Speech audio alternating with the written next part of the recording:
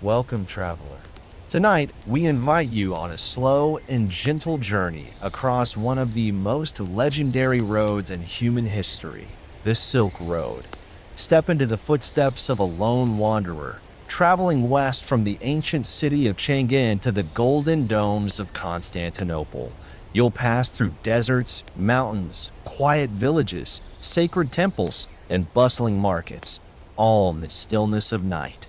This story is not one of conquest or conflict.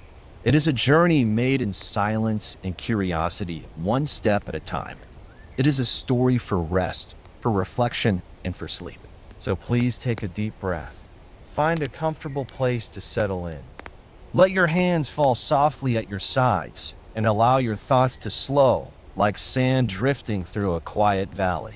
If you enjoy this kind of peaceful storytelling, please take a moment to like this video, subscribe to the channel, and leave a comment below sharing where you'd travel if you could walk the Silk Road yourself. Now, close your eyes if you wish. The journey begins at dawn, in a walled city where lanterns still glow, and a single traveler steps out into the rising light. Let's begin. Chapter 1. The journey begins in Chang'an. In the early morning hours, long before the sun rose above the tiled rooftops, the city of Chang'an stirred with a quiet breath. Lanterns still glowed in the narrow alleyways, their red silk casings swaying softly in the breeze left behind by the night. The scent of old incense clung to temple doors, and the stones of the courtyard beneath my feet held the last of the evening's coolness. I had not yet taken my first step beyond the city gates, but already the world felt different. Chang'an was a city that never truly slept. It murmured and breathed, even when still. With its wide boulevards, arched gates, and marketplaces filled with silks and spices, it stood like a jewel at the eastern end of the known world. Officials in embroidered robes moved silently through palace corridors. Monks recited chants behind high stone walls. Traders called out beneath painted eaves. And I had lived among all this, not as someone important, nor someone unknown, simply as one of many. But now, my place here was ending. A quiet decision had taken root many seasons before. I wished to see what lay beyond the borders of the empire, not in search of riches, not fleeing danger, but drawn by the long road itself.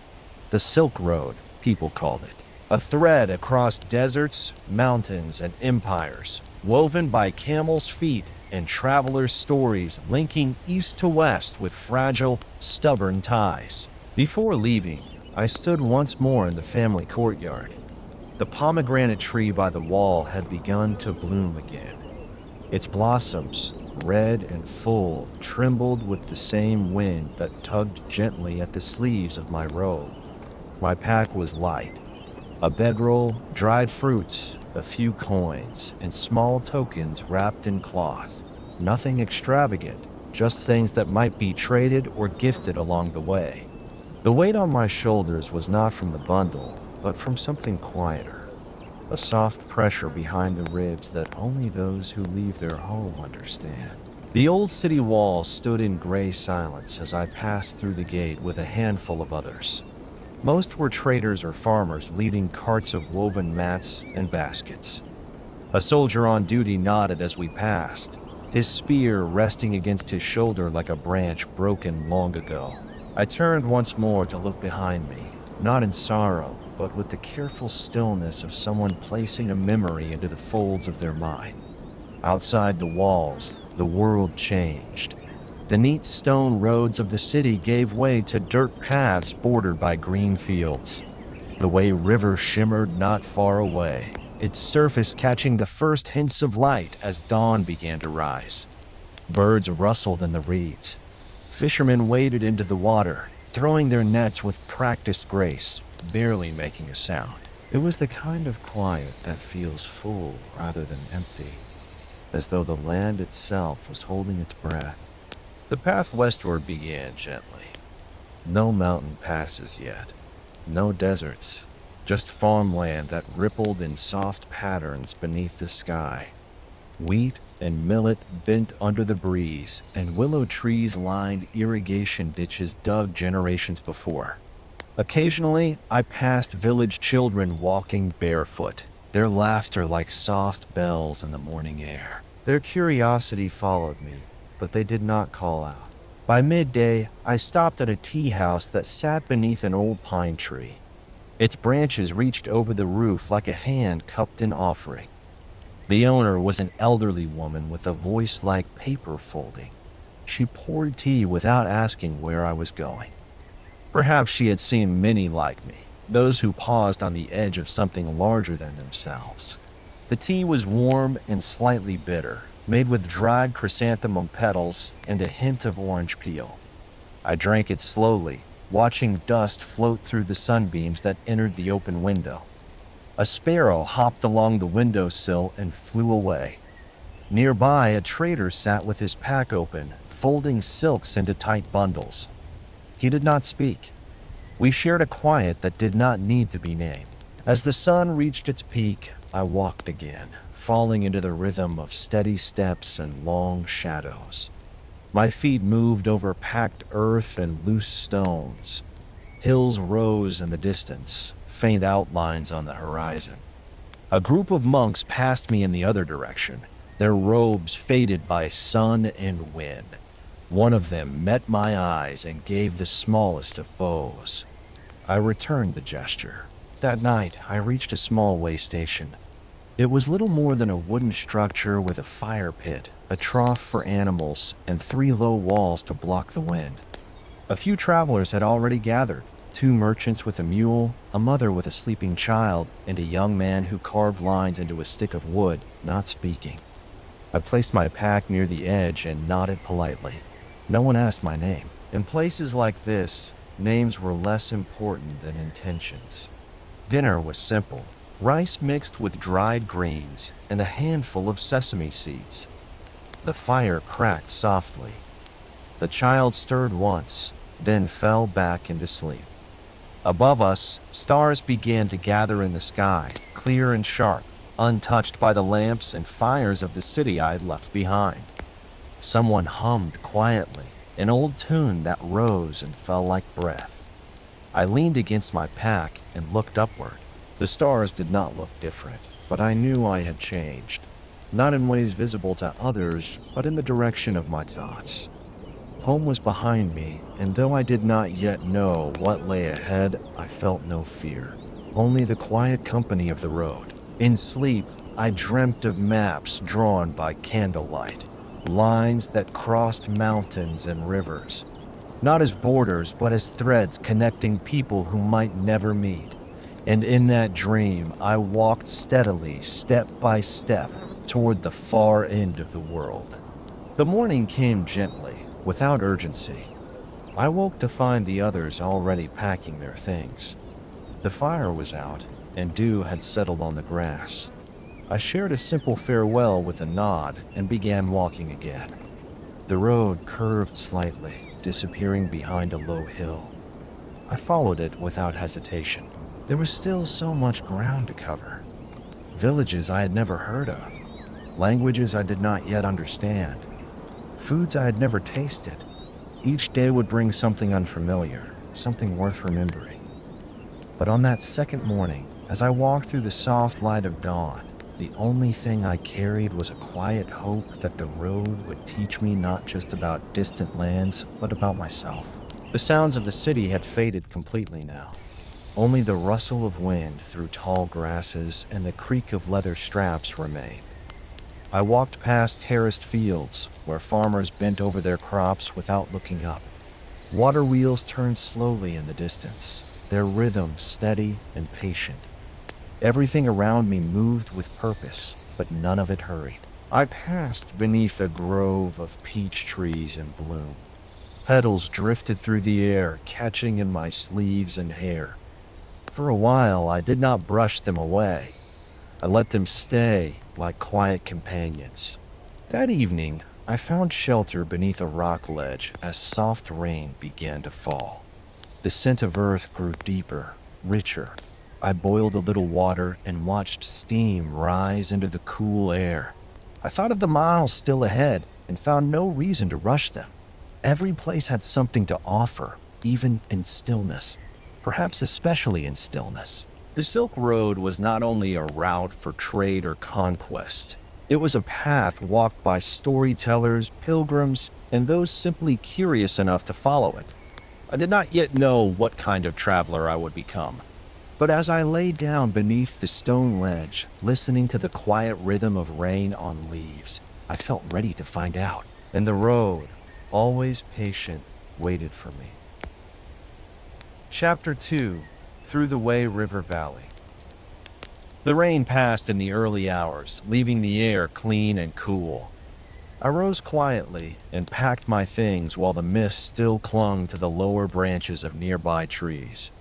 Water dripped from the ledge above me, each drop falling into the damp soil below with a soft, steady sound. The ground felt softer beneath my feet as I stepped back onto the road, which wound gently westward into the wide and fertile Wei River Valley. The land here was calm. Rolling fields of grain stretched in all directions, broken only by narrow paths, low stone walls, and the glint of water reflecting the pale morning sky. The river itself was not yet in view, but I could feel its presence. The wind carried its scent, wet reeds, distant silt, and the faint trace of fish drying somewhere near the banks. Everything around me seemed to grow from the river's quiet strength. By mid-morning, I passed a group of farmers tending to rows of young rice plants. Their wide hats shaded their faces, and their movements were slow but practiced, shaped by repetition and care. They did not look up as I walked by. The only sound was the occasional splash of water as they shifted their weight or stepped between the rows. In the distance, a wooden ox cart creaked toward a cluster of homes that stood beside a small canal. Here, life did not change quickly. Seasons moved through the valley like slow breath, one folding into the next. The people, too, lived with that rhythm, planting, tending, harvesting, then beginning again. I watched a girl crouched by a stream, her hands dipped into the water as she cleaned a bundle of roots. She did not smile or frown. She simply did what needed to be done, and when she finished, she stood and disappeared into the trees. I stopped that day at a rest station near the riverbank, where travelers and locals sometimes met for water or news. The station was built of wood and clay, with a wide roof that sloped low over a stone bench.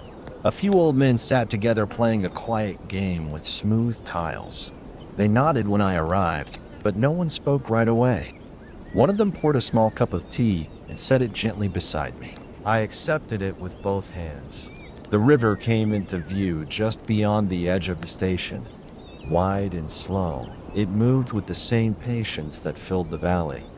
Boats drifted along its surface, long, narrow vessels loaded with grain or stacked with bamboo. Children ran along the muddy bank, chasing each other with sticks and laughter. Ducks swam in tight circles near the shore. It was the kind of scene that stayed unchanged, no matter how far the empire stretched or how many caravans came and went. Later that afternoon, I walked beside the river for several miles. The path was soft with damp earth, and reeds rose in tall, rustling lines along the edges. I passed a family drying herbs on large mats. The smell of mint and chrysanthemum filled the air, mixing with the scent of damp wood and river mud. An old man sorted the plants carefully, his fingers stained green from years of work. A dog lay curled nearby, watching the road but not stirring. As the light began to fade, I found shelter at a riverside monastery. It was not a large place, but it had a tiled roof and a small bell that hung from the eaves, moving gently in the breeze. A young monk met me at the entrance. He wore plain robes and carried a small lantern. He asked no questions, only led me to a quiet room with a reed mat, a basin of water, and a folded blanket. I thanked him softly, That evening, after a simple meal of steamed rice and greens, I sat in the courtyard as the bell rang to mark the end of the day. The sound was low and round, spreading through the cool air like a ripple in water. Fireflies blinked among the bushes. The walls of the monastery glowed faintly in the moonlight. A few monks chanted in a nearby hall, their voices rising and falling like the flow of the river outside. I slept without dreams, and when I woke, the sky was just beginning to turn from black to blue. The monk brought me a warm bowl of porridge and bowed his head slightly before returning to his morning duties. I ate slowly, listening to the sounds of broom on stone, distant birdsong, and the soft splash of water drawn from the well. Before leaving, I offered a quiet bow in return and stepped back onto the road. Mist rose from the river, curling around my feet like smoke. The sun climbed gently behind me, warming the earth as I walked. For the next several days, the road stayed near the river. Sometimes it curved inland toward small towns where millstones turned with the current and children played among crates of fresh fruit. Other times it rose along the hills, giving me a view of the valley laid out like a painted scroll. I passed rows of mulberry trees where silk farmers tended to white worms that slept in trays of leaves. I passed courtyards filled with drying paper, weighed down by stones at each corner. Everything had its place. Everything had its time. One afternoon, I stopped in a village known for its pottery. Kilns burned steadily at the edge of the settlement, and the air smelled of clay and smoke. A craftsman let me watch as he shaped a jar on a spinning wheel. His hands were covered in wet earth, but they moved with perfect ease, forming the curve of the vessel with quiet concentration. Nearby, rows of finished pots cooled in the shade, their surfaces painted with soft blue lines. We did not speak much, but before I left, he gave me a small cup glazed in pale green. I offered a few coins, but he waved them away. "For the road," he said. I tucked the cup into my pack, nestled between cloth and string. It would be the first of many things carried not for value, but for memory. That night, I camped beside a small inlet where the river formed a quiet pool. Frogs called from the banks, and the stars reflected in the water's still surface. I boiled tea with a few dried leaves from the last village and sat with my hands wrapped around the warm cup. I thought of how far I had come, though I had not yet reached the edge of the empire. The Silk Road, I was learning, did not begin with great noise or ceremony. It began like this, step by step, breath by breath, in places where people lived close to the earth and welcomed the road as part of life. The great cities and distant kingdoms were still far ahead. But here, in a gentle valley of the way, I found the quiet foundation of the journey. The slow rhythms, the patient tasks, the shared silence of strangers. In the days that followed, I began to meet others walking west. A pair of scholars heading to Dunwang with scrolls tied to their backs. A woman and her brother carrying jars of oil wrapped in straw. A group of traders herding goats along the path. Each encounter brought a nod, a few shared words, sometimes a meal, then parting without ceremony. The road was wide enough for many, but narrow enough to carry the weight of every footstep. The Wei River curved one last time before turning north, and the road soon pulled away from its banks. I looked back at the water once more before climbing the first of the dry hills beyond the valley. It shimmered in the light like a ribbon, golden and calm. The wind brushed through the reeds in a final goodbye. As I moved higher, the sound of the river faded behind me, replaced by the whisper of wind through dry grass and the creak of trees growing closer together. The land would change again soon, the soil growing thinner, the trees giving way to stone. But I carried the river with me now. Its patience, its stillness, its steady path. And so I continued west, into the narrowing hills and the waiting quiet beyond. Chapter 3: Crossing the Gobi Desert. The hills faded behind me as the road began to flatten and stretch across dry land. The green of the valley was replaced by scattered shrubs and stones. Trees grew farther apart, and the air felt thinner, touched by a kind of stillness that held its own kind of weight. The sun rose each day without mist, bright and clear, casting long shadows that shifted slowly over the cracked earth. The Gobi was not just a place of sand. It was a land of quiet layers, worn rock, loose gravel, empty riverbeds, windswept paths where only small lizards and wind-blown grasses moved. People spoke of it with respect, not fear. It was a place that required attention, not bravery. I joined a small caravan preparing to cross the long stretch between watering stations.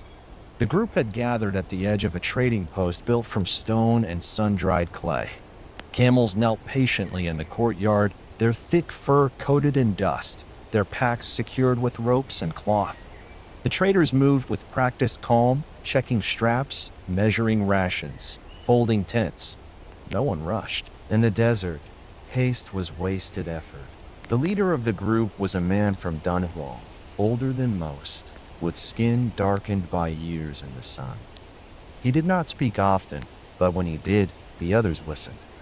He handed me a folded scarf and a bag of dried dates.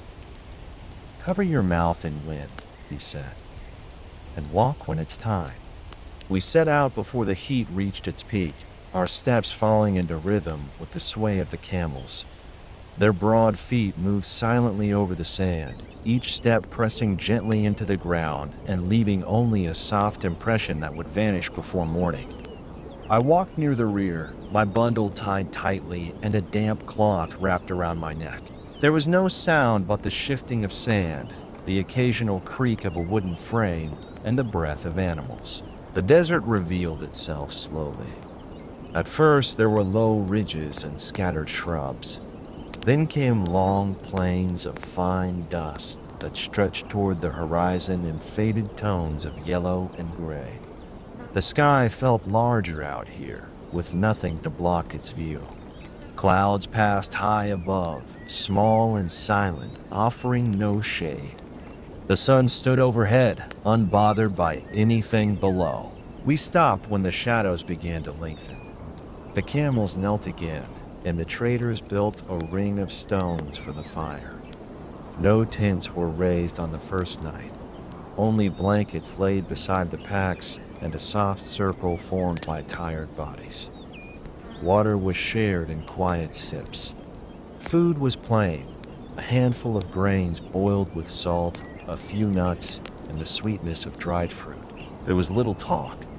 Most of us had already begun to keep our words close, spending them slowly. The desert did not ask for stories. It asked for stillness. That night, I lay beneath the open sky and watched stars emerge one by one. They moved in slow procession, barely shifting as the earth turned below. The fire crackled for a time, then died down to glowing embers. In the morning, we rose with the light and walked again. The road, if it could still be called that, had no markings, only the memory of paths taken before. The leader watched the sun's arc and adjusted our direction with small gestures. No one questioned him. Out here, doubt could cost more than time. We passed dry riverbeds that had not seen water in seasons. Their banks were lined with bleached stones and bent reeds. Occasionally, we came upon a cairn, a small pile of stacked rocks left by others who had crossed before. Sometimes they marked an old well long dry. Other times, they offered no clue at all. Just a reminder that someone else had once stood here, looking at the same horizon. The days followed a pattern shaped by heat and shadow. We walked in the morning and late afternoon, resting during the harshest hours beneath makeshift shelters of cloth stretched between wooden poles.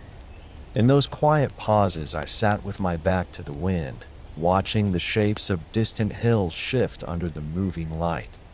There was little to do but wait and listen.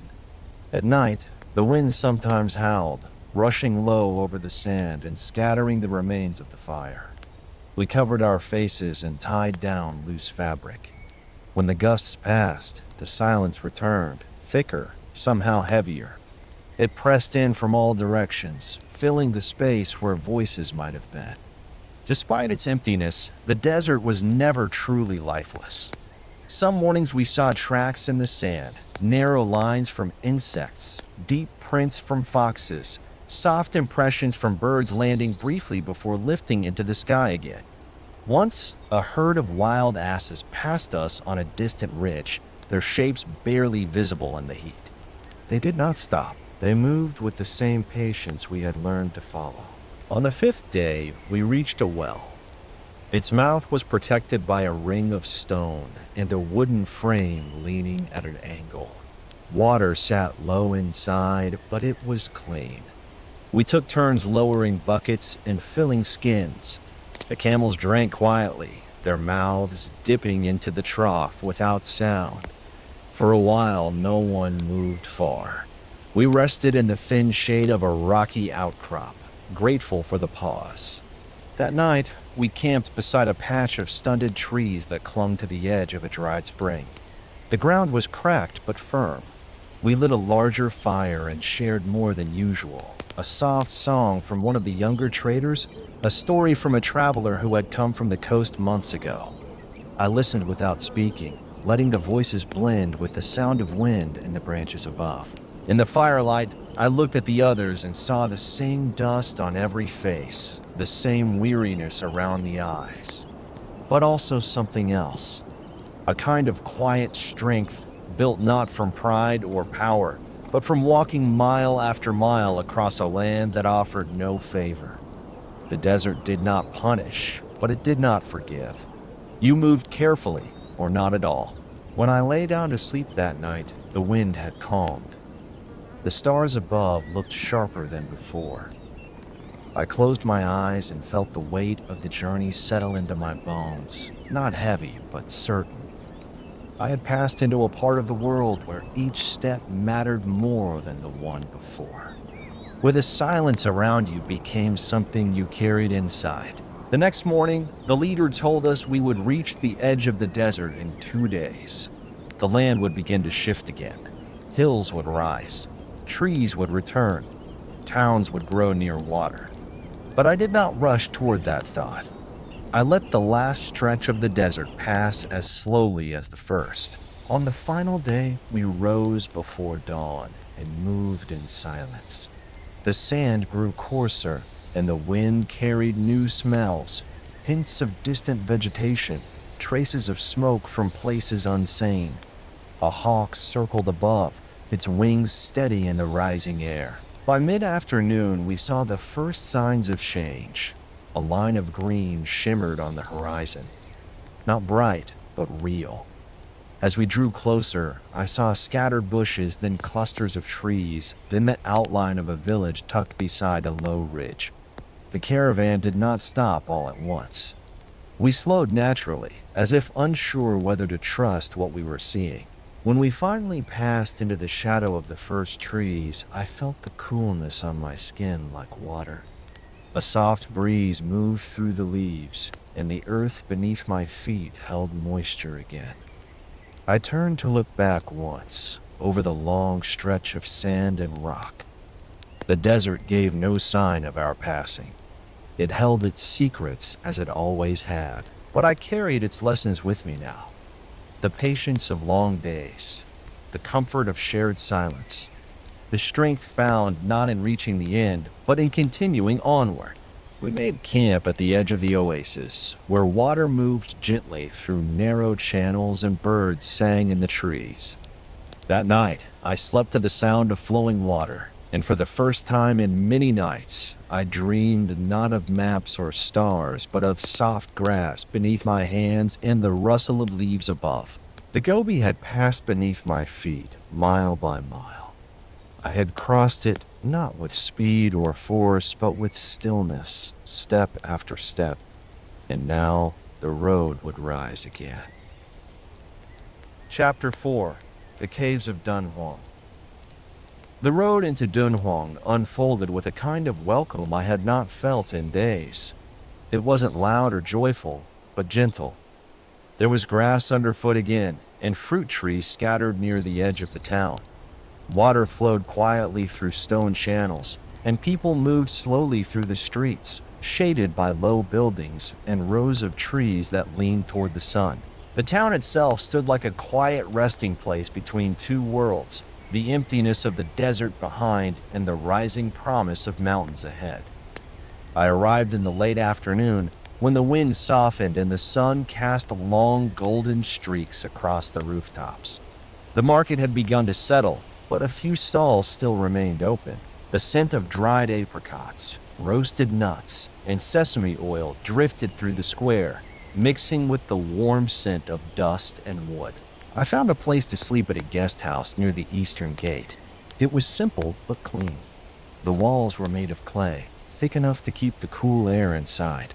A woman brought me tea and a bowl of rice with steamed cabbage. She asked no questions, only smiled and moved quietly around the room, tending to the other travelers. Most people here came and went, some on their way west, others heading home. That night, I lay on the floor mat and listened to the sounds of the town settling. A cart rolled past the window, its wheels clicking softly against the stones. Someone laughed nearby, then silence returned. The ceiling above me was made of wooden beams, each one marked by the passing of years. I slept easily. In the morning, before the sun had fully risen, I left the town and followed the road south toward the cliffs where the caves waited. The path curved gently along the edge of a narrow river, past patches of reeds and low stone walls. Birds moved quietly through the tall grass. The air was cool and still. I had heard of the caves even before I left Chang'an. Stories of walls covered in paintings, ceilings filled with stars, and rooms where time seemed to pause. No one had described them in great detail. They simply said that once you had stood within those walls, you would remember it for the rest of your life.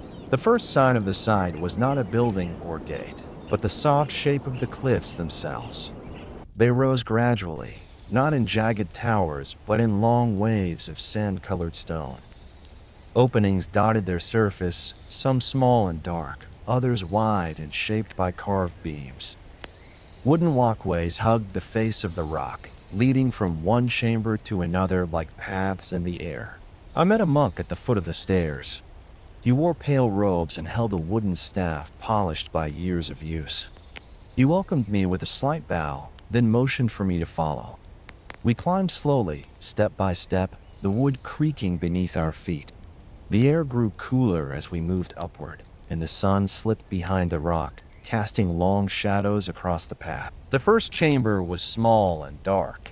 A single candle burned near the entrance, its light flickering against the walls. As my eyes adjusted, I saw the faint outline of figures painted in delicate brushstrokes. Rows of quiet faces, each one holding a different gesture, each gaze fixed inward.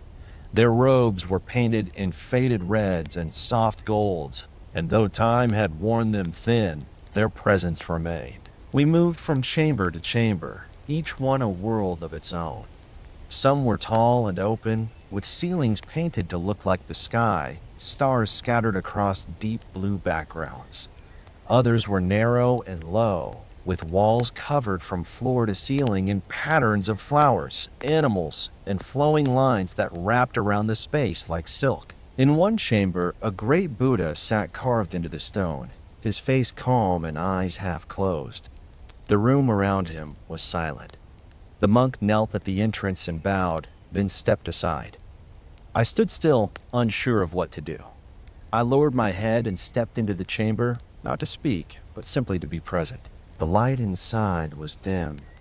A narrow shaft of sunlight slipped through a crack in the ceiling, casting a single beam across the statue's shoulder. Dust floated in the light, moving slowly as if underwater. I sat on the ground and closed my eyes. I did not pray. I only breathed and listened. Outside, the wind moved gently through the canyon. brushing against the wooden walkways and rustling the few trees that grew near the cliff's base. The monk led me to a small room where tea was prepared. He poured water into a stone bowl and added crushed leaves. The scent rose softly, earthy, familiar, warm. We drank without speaking.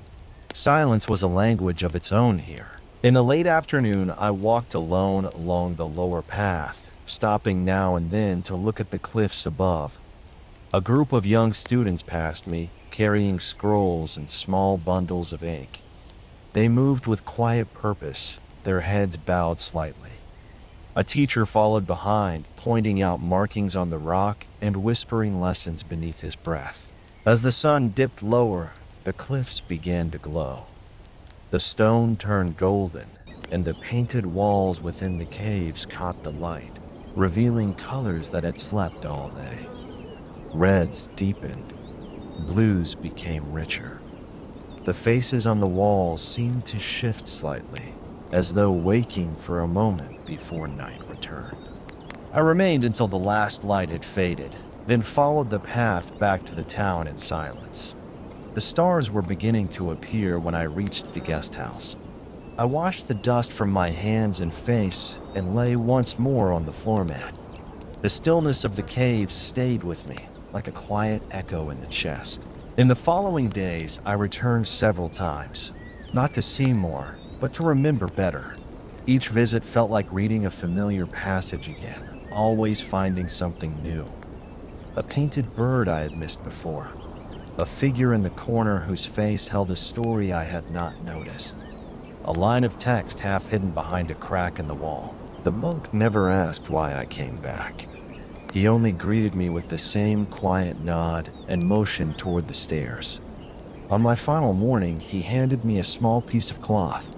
Inside was a stone, smooth and pale, with a single word carved into it. I could not read it, but I held it gently, understanding enough. I left Dunhuang early, walking north toward the mountains. The road curved slowly, rising into rocky hills where the wind blew colder. Behind me, the caves grew smaller, then disappeared, but their presence remained. In my pack, I carried the stone. In my mind, I carried the silence, the kind that stays long after sound has gone. The Silk Road would continue, taking me through valleys, across rivers, and into cities filled with noise and motion. But part of me would always return to that place where the cliffs opened into chambers of painted light, and the wind spoke in whispers.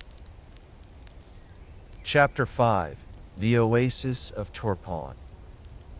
The road west of Dunhuang began to rise and fall with the shape of the land. Hills formed from sand and stone rolled gently toward the horizon, their curves catching the morning light like folds in a soft cloth. The path wound between them, narrow in places, wide in others, shaped over generations by the footsteps of travelers, carts, and animals. As I walked, the scent of the desert faded and something new began to fill the air. The faint trace of fruit, warm earth, and green leaves. The wind, once dry and sharp, turned softer. It carried the smell of damp roots and flowing water, even though no stream yet appeared. I was entering a place shaped not by rain, but by the care of those who had learned to find water where none showed itself. Turpan lay in a wide, sunlit basin, framed by low mountains to the north and a sea of sand to the south. It was one of the lowest places on Earth, but it did not feel low. It felt held, cradled by heat and history, quiet beneath the sky. People spoke of it as a place of rest, not because it was large or wealthy, but because it gave back what was needed. Shade, water, stillness. The first sign of the oasis was a vineyard. Rows of vines spread across the ground like careful writing, their leaves thick and bright, shielding clusters of green and purple grapes from the sun. Wooden trellises formed long tunnels over narrow paths, their beams cracked by time but held together by quiet purpose. The air beneath them was cooler, filled with the hum of bees and the rustle of wind through the leaves. I walked slowly, letting the green shadows fall across my shoulders. I passed farmers tending to the vines, their hands stained with juice, their faces hidden beneath broad hats. They moved without hurry, checking each plant with quiet attention. Children sat nearby, tying small paper tags to hanging bunches, marking which were ready and which needed more time. A man with a gentle voice greeted me and offered a handful of grapes without asking who I was or where I was going. He said they had just been picked that morning. I thanked him and sat beneath a trellis, eating the fruit slowly, one by one. They were warm from the sun, sweet with a touch of dust, and full of the kind of life only deep roots can reach. Later, I came upon the caras. These underground channels were the secret of the oasis, carved by hand, shaped by patience, flowing beneath the surface like invisible veins. They carried water from the mountains to the roots of every plant, to every field and garden. Above ground, all that could be seen were low stone wells spaced evenly across the land, each one a doorway to the unseen. A young boy led me to one of them. He carried a clay jug and skipped along the edge of the path, his bare feet stirring small clouds of dust. At the well, he tied a rope around a wooden bucket and lowered it carefully, listening to the sound of water echoing below. When it returned full, he poured it into a stone basin for his grandmother, who watered a row of fig trees with practiced ease. She smiled at me and nodded toward the jug, offering a drink without words. The water was cool and clear, tasting faintly of stone and shade. I stayed in a home at the edge of the vineyard, built from mud brick and shaded by tall mulberry trees. The family who lived there took in travelers when the season allowed. Their courtyard was swept clean, lined with clay jars, baskets of herbs, and drying bundles of apricot slices. In the evenings, we sat on low cushions beneath a woven canopy, sharing bread, tea, and quiet stories. The father spoke a little of his past, of his father and grandfather who had tended the same vines, who had dug some of the caras by hand, a little more each year till the water came. At night, I lay on a sleeping mat beneath the open sky. The stars above Turpon were sharp and steady, untouched by clouds. The air was still, but not heavy. I could hear the soft splash of water moving beneath the earth as if the land itself were breathing. During the days, I wandered slowly. I visited the market where women sat behind baskets of raisins and nuts, their hands busy sorting and tying small bundles. I watched a potter at work in a shaded stall, his fingers shaping a smooth bowl from red clay, spinning it gently on a wooden wheel. I listened to a man playing a two-stringed lute beneath a fig tree, his notes rising and falling like the flight of birds. One morning, I followed a group of school children on their way to a small classroom tucked behind a mosque. Their teacher, a kind man with quiet eyes, invited me to sit for a while. He read aloud from a long scroll, pausing now and then to explain a line, to ask a question, to smile when a child offered a clever answer. The room smelled of ink, paper, and sunlight. It was not large, but it was filled with something lasting, not noise, but attention. That afternoon, I helped carry baskets of grapes to the drying sheds. These tall wooden structures were built with narrow slits in the walls, letting the wind pass through while keeping the sun off the fruit. Inside, rows of grapes hung from cords in the warm air, slowly turning into raisins.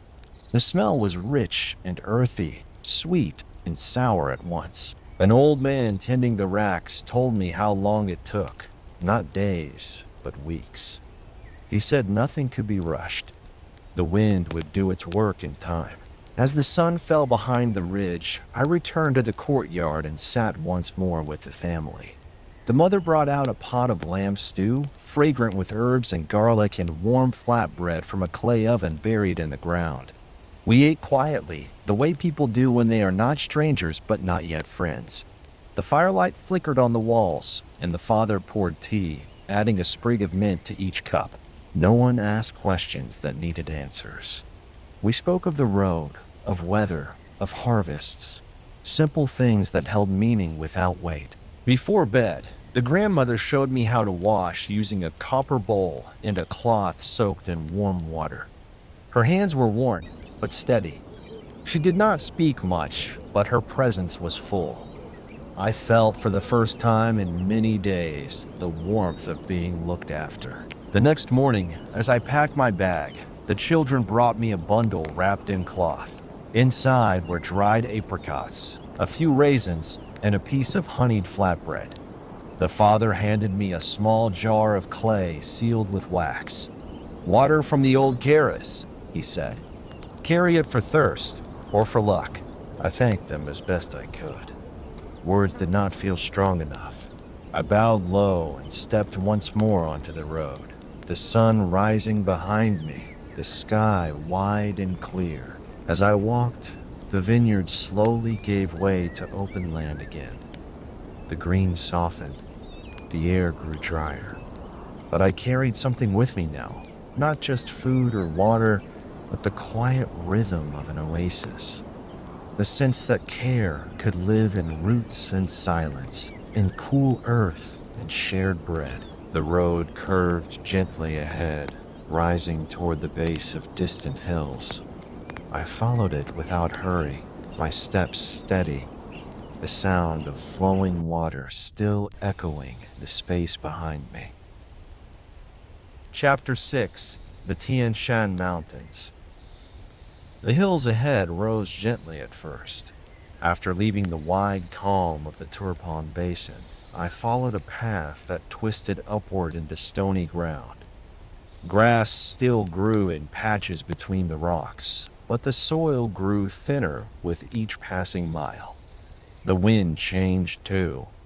It came now from higher places, cooler and stronger, carrying with it the scent of dry pine and ancient stone. The road no longer stretched in smooth lines. Instead, it climbed and bent with the shape of the land. Dust gave way to gravel, and gravel to rough paths carved by centuries of hooves, wheels, and slow-moving footsteps.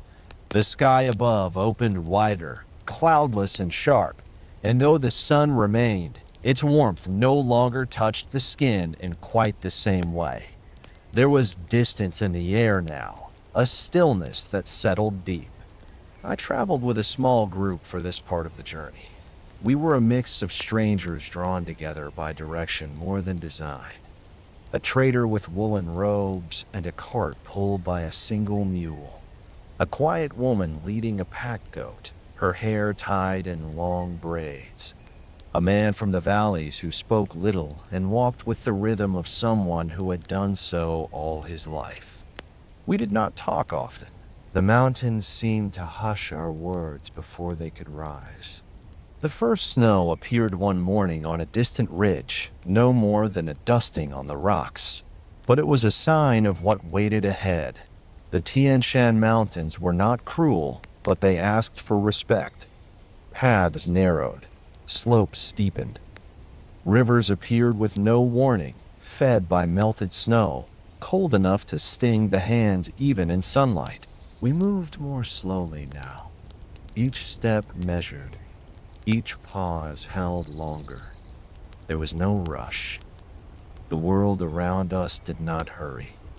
Pines lined the valleys in neat, quiet rows, their needles catching the light in silver-green flashes. Water fell from cliffs in clear sheets, catching on stones below with a sound like distant cloth being shaken. It was not loud, only constant. On the second night, we camped in a narrow hollow protected by rock walls. A patch of grass grew there, and someone had left a stone ring for fires. We gathered what little wood we could find and kept the flames low, feeding them with care. The air grew sharp after sunset, and I wrapped my blanket tighter around my shoulders. The stars above looked closer here, larger and brighter. I could see their reflection in the eyes of the mule when it turned toward the fire. In the morning, we rose before the sun and walked in silence. The path led upward into a mountain pass where the wind moved freely. I could feel it pressing against my chest, sliding past my ears, carrying with it sounds from far-off places, the call of a bird I did not know, the fall of small rocks loosened by melting ice, the deep silence of snow untouched. At the top of the pass, we paused. The land below had vanished, hidden by cloud and distance. Only peaks remained, each one rising with slow dignity, pale and still beneath a sky so blue it seemed to hold its own kind of weight. The trader removed his hat and stood quietly. The woman touched a small charm hanging from her belt. No one spoke. There was no need. We began our descent along a narrow trail marked by cairns, small stacks of stones placed by those who had passed before. Some were newly placed. Others had weathered the seasons, edges softened by wind and ice. I added one of my own, a simple pile of 4 flat rocks, balanced with care. A small thing, but it felt like a greeting. As we moved lower, the snow gave way to soft moss and dry grass. Streams curved between the rocks, their edges frozen in lace. I stopped to drink from one, kneeling carefully and dipping a small cup into the current. The water tasted of stone and cold light, clean and sharp against the tongue. I drank slowly, then stood and watched the surface ripple as the others passed. We came upon a shepherd's hut built from rough wood and stacked stone, tucked beside a bend in the trail. Smoke rose from its chimney, and the scent of cooking drifted on the wind. Boiled roots, milk warmed with herbs, perhaps a bit of meat.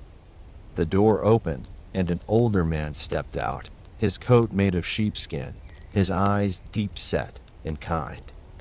He welcomed us with a soft gesture and motioned toward the fire. We stayed there that night, wrapped in warmth that felt older than speech. The walls were lined with carved tools and woolen blankets. A kettle hung above the hearth, and beside it, a cat slept with its nose tucked beneath its tail. We ate from wooden bowls and shared tea steeped in mountain flowers. The trader gave the shepherd a small pouch of dry berries. The woman offered him a thread of colored beads. I had little to give, but I helped stack the firewood before we slept. That night, I dreamed of peaks without names and voices carried on wind that never stopped. I woke before the others and stepped outside. The sky was just beginning to pale. A thin line of gold marked the horizon, and the snow at the mountain tops glowed softly in the early light. I stood for a long time without moving, letting the cold enter my chest, letting it stay. We continued on, the trail easing with each passing day. Trees returned, first in scattered lines, then in full groves.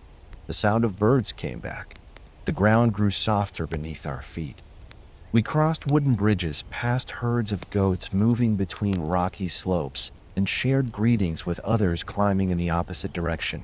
Some carried goods, others traveled in search of knowledge, or perhaps peace. At a small mountain village, the group began to part. The trader turned toward a valley path. The woman stopped at a house where someone waited at the door.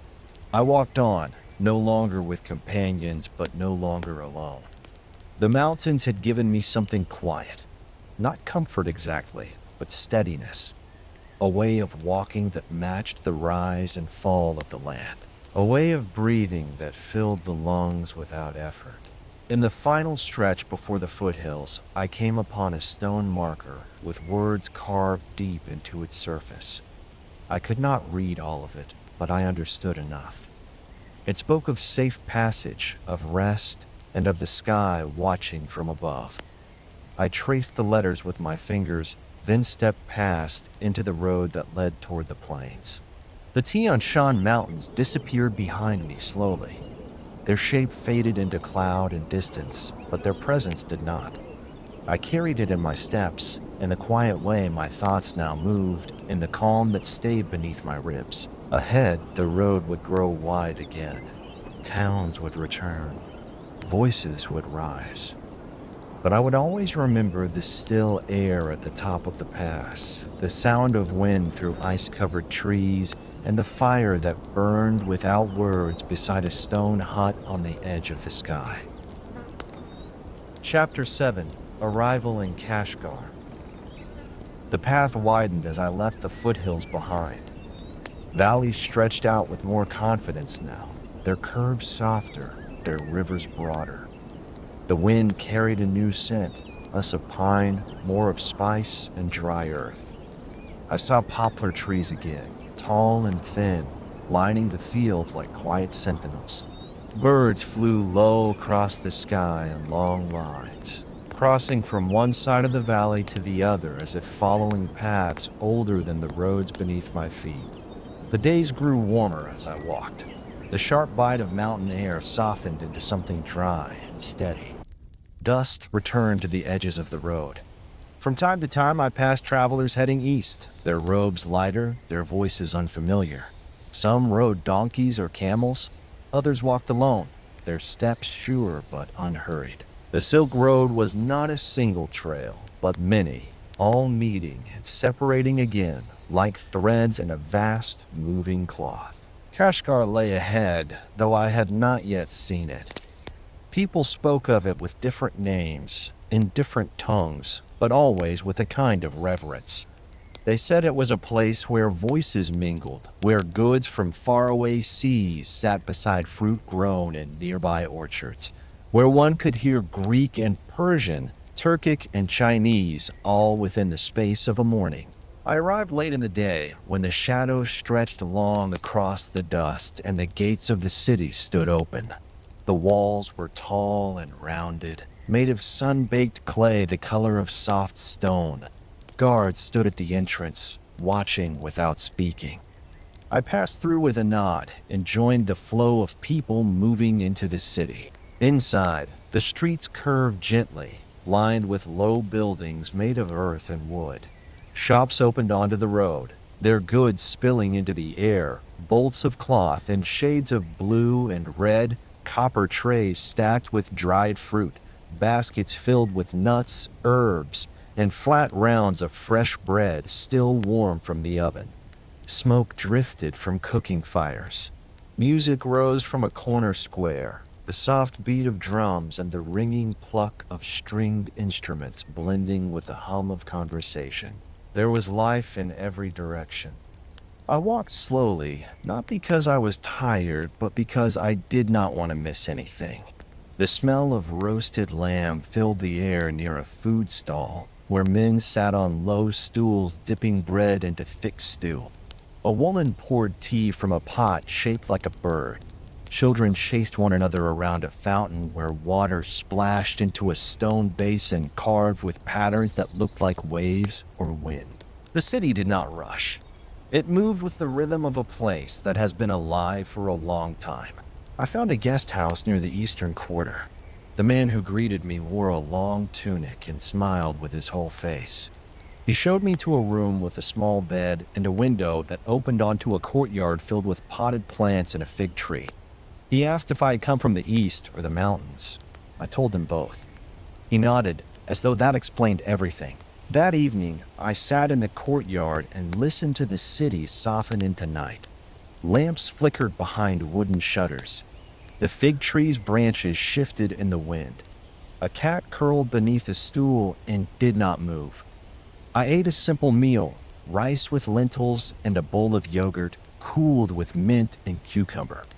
The flavors were new but gentle, each bite familiar in a different way. In the morning, I rose before the sun and walked toward the heart of the market. Even in the early light, the city stirred. Merchants uncovered their stalls.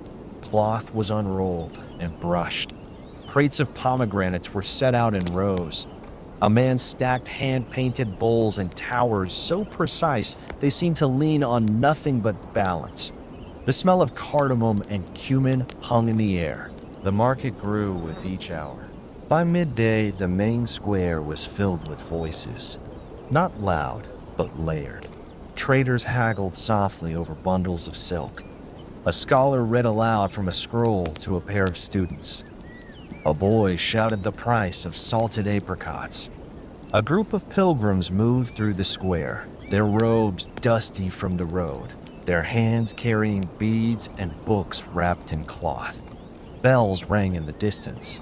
Someone played a flute near a stall selling ink and parchment. There were camels here too, tall, steady animals resting in the shade beside their loads. Their harnesses were decorated with tassels and small brass bells. Children fed them bits of fruit under the careful eyes of their owners. I watched as a caravan prepared to leave, the camels rising one by one, the rhythm of motion beginning even before the first step was taken. I walked through the city for the rest of the day, letting the streets lead me. Some opened into gardens where water flowed through narrow channels lined with smooth stones. Others led into alleys filled with shadow and silence, broken only by the creak of wood or the hush of fabric being dyed in large clay vats. In one courtyard, I found an old calligrapher seated beneath a woven canopy. His tools were simple: a wooden table, a pot of black ink, and a row of brushes.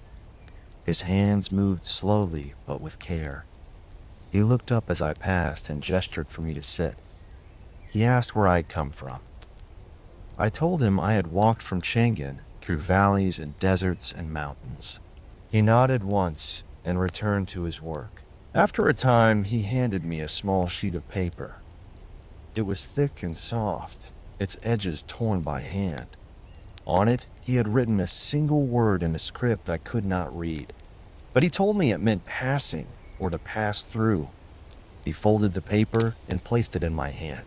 "No one stays forever," he said quietly, "but the road remembers." I thanked him and placed the folded paper in my satchel.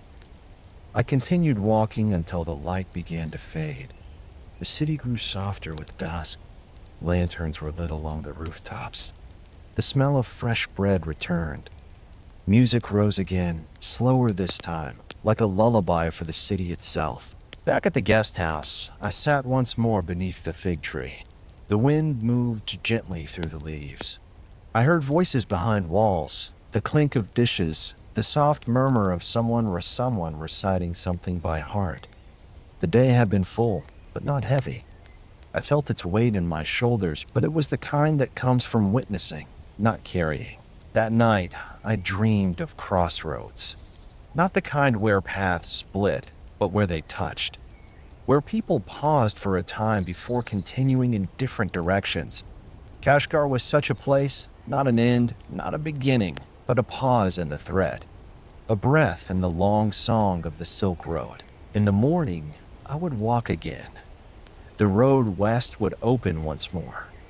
But a part of me would always carry this city, its shapes, its smells, its quiet music, and the word written in black ink, soft as shadow, resting folded in my pack.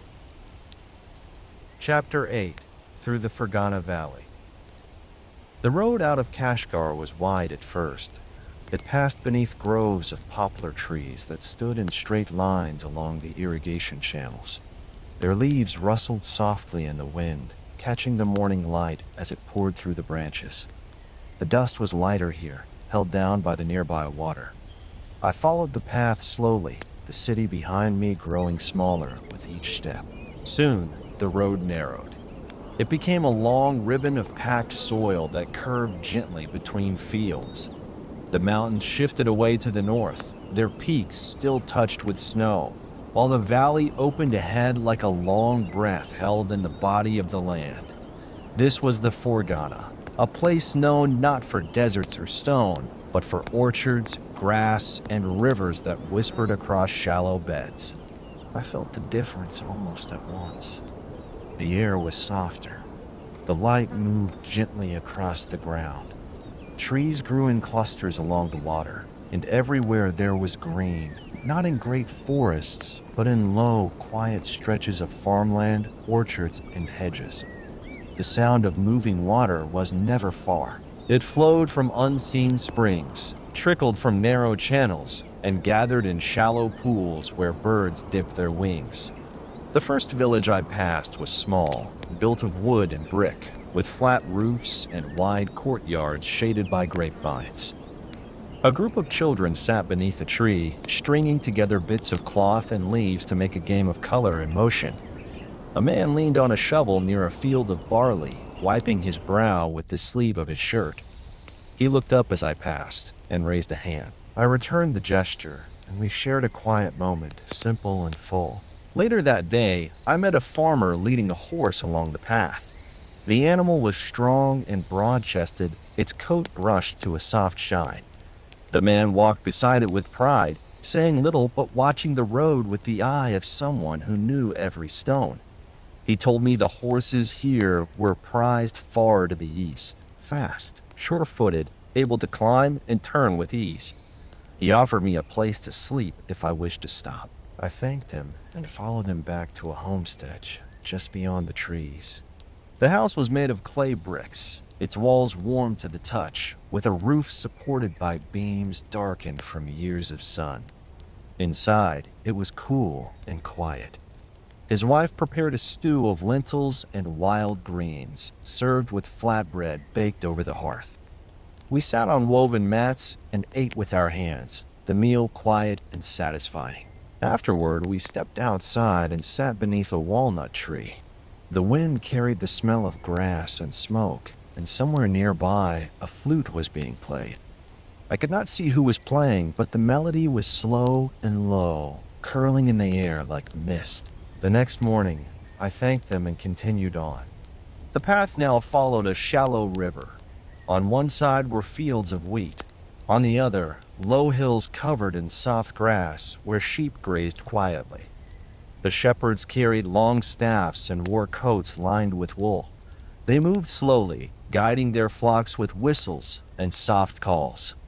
The sheep answered without hesitation, turning as one. At midday, I came upon a market that had gathered near a crossroads. It was not large, a handful of stalls, a few carts, but it was full of life. Women sold baskets of cherries and plums. Men displayed bundles of herbs, brushes, and tools made from bone and wood. A boy offered milk cooled in clay pots. An old woman sold pastries filled with honey and nuts. I bought one and sat beneath a tree to eat, letting the sweetness rest on my tongue. It tasted of warmth and memory. A musician stood nearby with a stringed instrument resting on his knee. He played while watching the clouds. His notes were slow, almost unsure, like footsteps across a new floor. People passed by without stopping, but I listened until the tune faded. He did not ask for coin. He only nodded once before packing his instrument and walking away. In the afternoon, the valley opened even wider. I passed rows of peach trees heavy with fruit, their branches low and full. A young girl waved to me from behind a stone wall, her arms wrapped around a bundle of kindling. I waved back, and she disappeared into a doorway shaded by vines. The scent of sun-warmed fruit followed me for miles. Each night, I found shelter in small villages or beneath trees near the river. The air was soft even after dark. Frogs sang in the ditches. Fireflies blinked among the reeds. I would light a small fire and boil water with dried leaves collected along the road. I kept my shoes near my head, my pack beneath my arm. The ground was kind. The stars seemed lower here, as if resting with me. One morning, I stopped at a shrine built beside the river. It was simple, just a stone wall, a small roof, and a carved pillar painted with soft colors. A man swept the floor with a reed broom, his movements slow and circular. He welcomed me with a smile and poured water into a shallow bowl. We sat together in silence. He pointed at the water, then at the sky. I nodded. No more needed to be said. The days passed like that, quiet, full, and gently layered. No single event stood out, yet each step felt meaningful. The valley was not grand in the way of cities or peaks. It was patient, generous, and alive. It gave without asking. It held without effort. As I reached the far end of the valley, the road began to rise again. The grass thinned. The stones returned beneath my feet. I looked back once from a ridge. The Fergana spread behind me like a woven blanket, green, soft, and marked with lines of water and tree. I turned forward and walked on. Ahead were cities with gates of stone, roads paved with dust and echo, people I had never seen, and voices I had not yet heard. But I carried the valley with me, its gentle sounds, its cool shadows, the taste of ripe fruit in the afternoon sun, and the memory of kindness given without question. Chapter 9, Samarkand, City of Scholars. The road into Samarkand began with dust. Pale and fine, it rose beneath each step, settling quietly over my shoulders and hair. The green of the valley had faded behind me, replaced by a wide, dry plain. But even from a distance, I could see the shimmer of the city. Its walls were high, the domes beyond them blue and curved like the sky itself. They caught the sunlight with a gentle gleam, like water seen from far away. I walked slowly, not from weariness, but from a quiet need to approach with care. I had heard of Samarkand long before I set out, not from maps or traders, but from whispers shared beneath trees, stories spoken at dusk beside small fires. They spoke of a city where knowledge was passed not only through words, but through the shape of arches, the flow of tile work, and the quiet weight of books. At the gate, I was greeted by a man who wore robes the color of saffron. He asked no questions, only nodded and stepped aside. I entered with the morning sun behind me and the sound of city life slowly rising ahead. Samarkand breathed with order. Its streets curved gently, lined with trees and stone. The buildings stood with quiet pride, not too tall, not too grand, but shaped with care. Domes rose like hills, covered in patterns of turquoise and white. The walls were lined with verses written in flowing script, their meaning clear even to those who could not read. The city did not shout. It spoke with calm, steady voice. I stayed in a guest house near the central square. It was built around a garden, where water moved through narrow channels, circling beneath fig trees and vines heavy with flowers. The man who owned it had a limp and a soft voice. He gave me a room with a wooden bed and a window that opened to the garden. The smell of jasmine drifted in with the breeze. That evening, I walked through the square, where merchants sat beneath low canopies and scholars gathered near the steps of a tall building that shimmered in the light. It was a madrasa, a school where people came to learn not only of faith, but of stars, medicine, numbers, and the shapes of the world. I watched a teacher speak to a circle of students, their scrolls unrolled across the stone floor. They listened without interrupting. When he paused, they wrote. The city moved slowly, but with purpose. In the early hours, I wandered the alleys behind the main road. A baker brushed flour from his hands onto the ground outside his shop. Two women folded bolts of cloth dyed in soft colors. A boy swept the doorstep of a library, careful not to raise too much dust.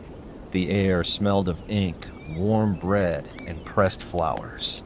Later, I followed a path that led to the observatory.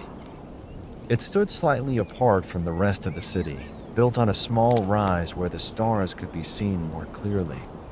The stone steps were worn smooth. Inside, the walls curved inward, covered in maps of the heavens. Lines marked the paths of the moon and the places where light returned each season. I stood quietly, listening to the silence within the dome. It was not empty. It felt full, as though each thought spoken here still lingered in the air. An old man sat nearby, adjusting a long rod set into the floor. He glanced at me, then returned to his task. After some time, he spoke, not to me, but into the room. We measure not to control, he said, but to remember our place. I nodded and stayed until the light began to change. On another day, I visited the paper market. Rows of stalls offered scrolls and notebooks bound in leather or stitched with silk. Some were new, others had passed through many hands. A young woman showed me a book filled with poems, each written in a careful hand, each line balanced like stone on water. I could not read them all, but she read one aloud for me. Her voice was low and even, as if she were speaking to the walls. After, I thanked her and bought a small notebook of blank pages. She tied it with a string of red thread and handed it to me with both hands.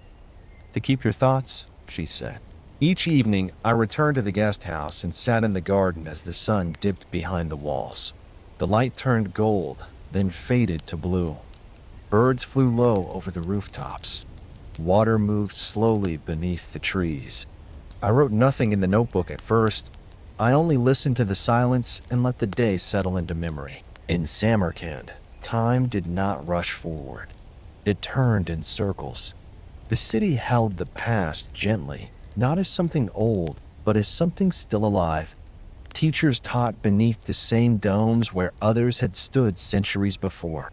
Words passed from mouth to ear, then hand to page without being lost. The city was not only made of stone, it was made of attention. One night, I walked to the edge of the city where the buildings fell away into fields. The moon rose slowly, its light resting on the tiles of the domes. A man stood alone on a low platform, reciting verses into the night air. I did not understand all the words, but the rhythm was enough. It rose like a tide, then fell, then rose again. A soft applause followed. He bowed once and stepped down. The next morning, I prepared to leave. The owner of the guest house brought me bread wrapped in cloth and a small jar of dried fruit. He handed them to me without a word, only a nod. I placed them carefully in my pack and bowed in thanks. As I walked through the streets one last time, I passed a boy carrying a basket of scrolls. He stumbled, and one of them slipped to the ground. I picked it up and handed it back. He smiled and ran ahead, the scrolls pressed to his chest like something precious. At the gate, I turned once to look back. The domes glowed in the morning light. The walls cast long shadows across the road. The city remained steady, unmoved by the departure of any one traveler. But I knew I had changed. I had walked through a place that did not try to impress, only to preserve, a place where thoughts were shaped into words and words into memory. The road ahead would carry me farther, but I would remember the soft brush of fingers on parchment, the sound of pages turning in quiet halls, and the calm voices of those who had made this city not only a place, but a way of seeing the world. Chapter 10: Crossing Persia. The road west of Samarkand led through dry hills and open skies. The orchards gave way to low brush and dust. The colors of the land grew softer, not bright, but full of quiet depth. Pale yellow earth, blue-gray rocks, and wide stretches of golden grass that moved gently in the breeze. I followed a path that had been used for centuries, worn by wheels and feet, shaped by wind and time. For the first few days, I traveled alone. The road curved gently, bordered now and then by the remains of stone markers or small shrines, their edges worn smooth by sand. Birds flew low across the sky, and lizards darted across the rocks in sudden flashes of movement. The air was dry, but not harsh. It held warmth like a hand cupped around a flame. I passed villages built from clay, their walls blending into the land itself. The people there lived with the rhythm of the earth, drawing water from deep wells, baking bread in dome-shaped ovens, tending to goats and sheep that moved in calm herds across the slope. In one village, I stayed a night with a family who offered me a place beneath their roof. The mother stirred a pot of lentils over an open fire. The father spoke few words, but poured tea and handed me a slice of flatbread as he sat. We ate under the open sky. Stars blinked above, scattered across the dark like seeds on a cloth. A boy recited a poem in a soft voice. his feet swinging just above the dirt floor. The words rose and fell like breath. When he finished, no one clapped. We simply listened until the silence filled in again. The next morning, I continued west, the hills behind me slowly fading into the haze. The land opened wider with each step. I entered stretches of flat desert broken only by the shadow of distant ridges and the long, narrow lines of trade caravans far ahead. I walked beside one for a time. Merchants from a coastal town, leading camels loaded with baskets, fabric, and carefully tied jars of oil and herbs. We moved together in silence, broken now and then by the sound of footsteps or the creak of leather. One of the traders offered me a piece of dried melon and a few almonds. I nodded in thanks. That night we shared a fire. It was built low, protected from the wind by a ring of stones. The camels rested nearby, their forms tall and still against the horizon. The traders spoke in a language I did not know, but their laughter came gently. I slept with my head on my bundle, wrapped in my coat, the warmth of the fire brushing the edge of my feet. After several days, I reached the edge of a larger town. It was made of sun-bleached stone and brick, with arched doorways and wide, flat rooftops where rugs were spread to dry. Market stalls gathered around a central square, filled with trays of salt, bundles of herbs, strips of cloth, and small, round loaves stacked in pyramids. A man sold pomegranates from a wooden cart.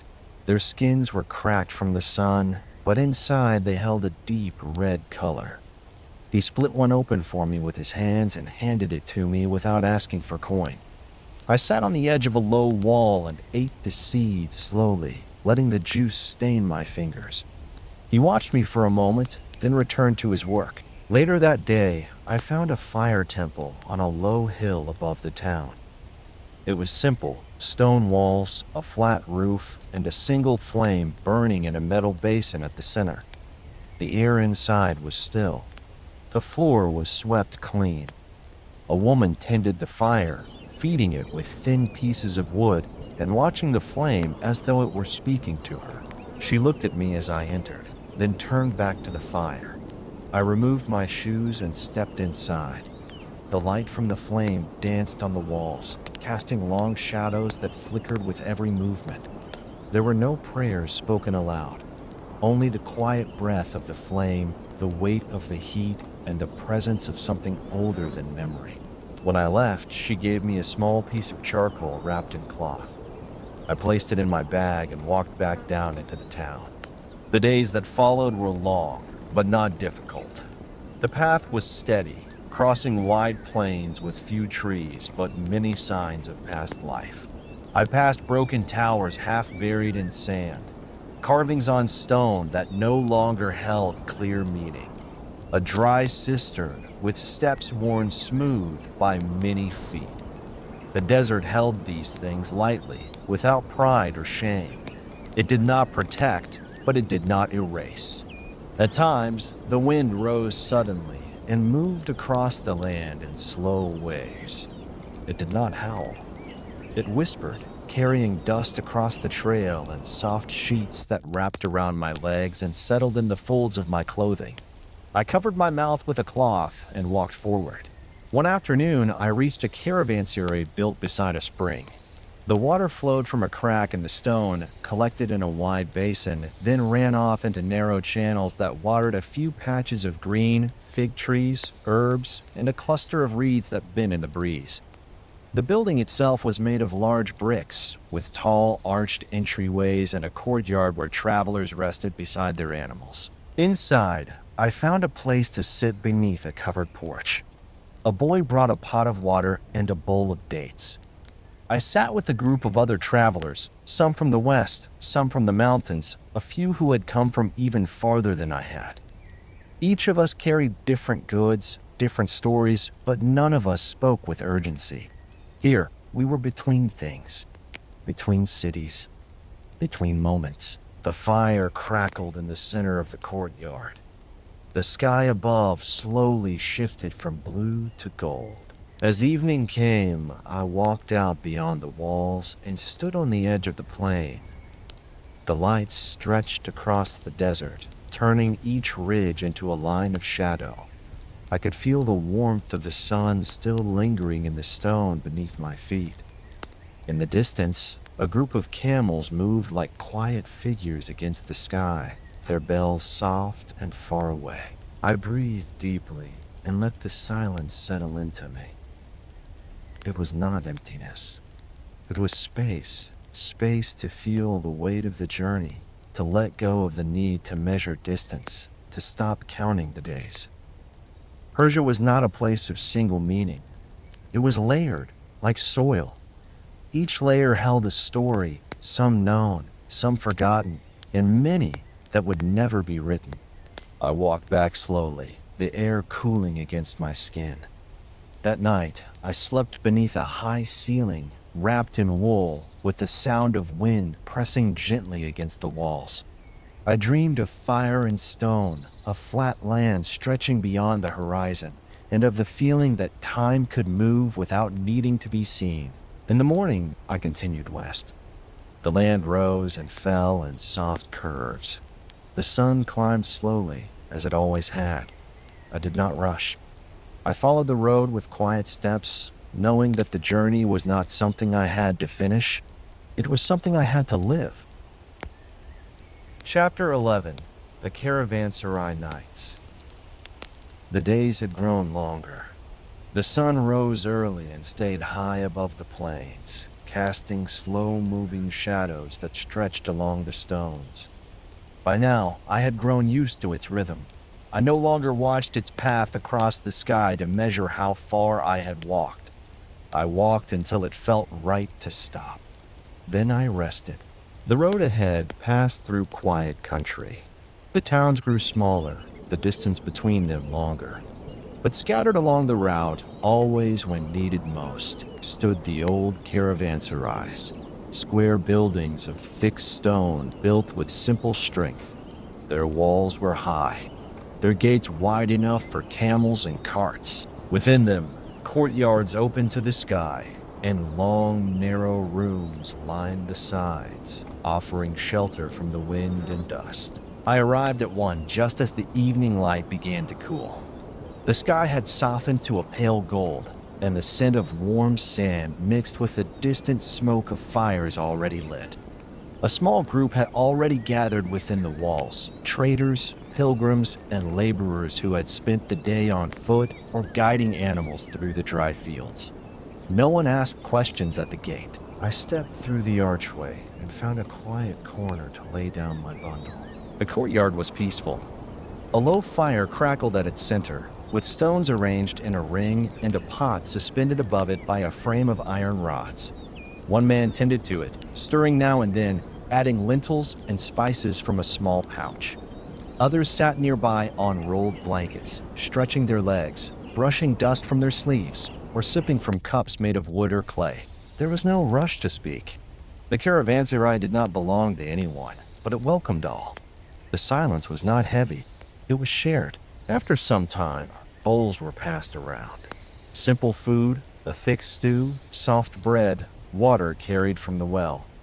A boy ladled portions for each of us without looking up, moving with the quiet certainty of someone who had done this many times. I thanked him as he handed me mine, and he nodded before turning to the next. We ate slowly, each mouthful taken with the rhythm of hunger that had waited patiently all day. The fire snapped now and then, but no one moved to stir it further. Overhead, the stars appeared one by one. No sound from the outside world reached us. Only the low hum of voices, the clink of bowls, and the soft shuffle of feet finding comfort in the dust. That night, I did not ask for stories, but they came anyway. One man, sitting cross-legged with a worn cloth over his knees, began to speak. He told of a storm in the western hills, a flash flood that swept through a narrow canyon, carrying everything in its path. His voice was even and low. He did not raise it for affect. He told the story the way water might run across stone, slow and without pause. Another told of a woman he had once met at a border town, how she taught him to weave with palm fibers, how her laugh had sounded like wind through thin branches. He did not say her name. He only smiled at the memory and looked toward the fire. No one asked what became of her. We all understood that some stories are not meant to be finished. When the talking stopped, we sat for a while without words. The fire burned low.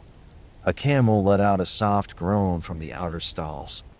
The boy returned to collect the bowls and carried them away without hurry. I lay back on my mat, wrapped my coat around my shoulders, and watched the sky. The stars were sharp and still, scattered across the darkness without pattern, yet holding together in a way that made sense to the eye. A cool wind passed through the arches above us, brushing across my face like a hand wiping away dust. In the morning, the sun returned without fanfare. The gate opened slowly, and the smell of baked bread filled the courtyard. I sat up and stretched, my back stiff but my breath deep and calm. Around me, others began to move as well. No one rushed. We packed quietly, tied our bundles, tightened the straps on our sandals or saddles. Before leaving, the man who had told the story of the canyon passed me a handful of dried figs wrapped in cloth. "The road is dry ahead," he said. I thanked him, and we parted without needing more. The next caravanserai was 3 days away. I walked most of the day alone, but others joined the road at times, a mother and her daughter leading a donkey heavy with sacks of flour, a man pushing a cart filled with firewood, a group of young men laughing softly in a language I did not know. We did not walk together for long. The road shifted and curved. Some paths broke away toward other villages. Some turned back. But for those few hours, we shared the same sun, the same dust, and the same long breath of the journey. The second caravanserai was older. Its walls were chipped at the edges, its doors worn smooth by time. But inside, the light of the fire was warm. A small fountain trickled near the far wall, its sound gentle and steady. The stone around it was cool to the touch. That night, a musician played a simple tune on a stringed instrument. He sat near the fire, leaning forward slightly, his fingers moving with care. The notes were quiet, but they filled the space like water poured into a bowl. Some people listened with closed eyes. Others chewed slowly, letting the sound rest in their ears. I closed my eyes too. I let the music carry the weight of the miles, letting it wrap itself around the quiet in my chest. There were no endings in these places, only pauses. Each morning, the same pattern repeated, waking slowly, stretching limbs that had stiffened overnight, wrapping scarves, tightening sandals, loading baskets, brushing away the dust from mats, then stepping back onto the path one by one as the world grew warm again. And still, the journey never felt lonely. Even when I walked without another soul in sight, the voices from those fires, the songs and the shared food, the soft glances across smoke-filled courtyards, they stayed with me. They traveled too, not as weight, but as warmth. Each caravanserai was a resting breath, a held note between longer sounds.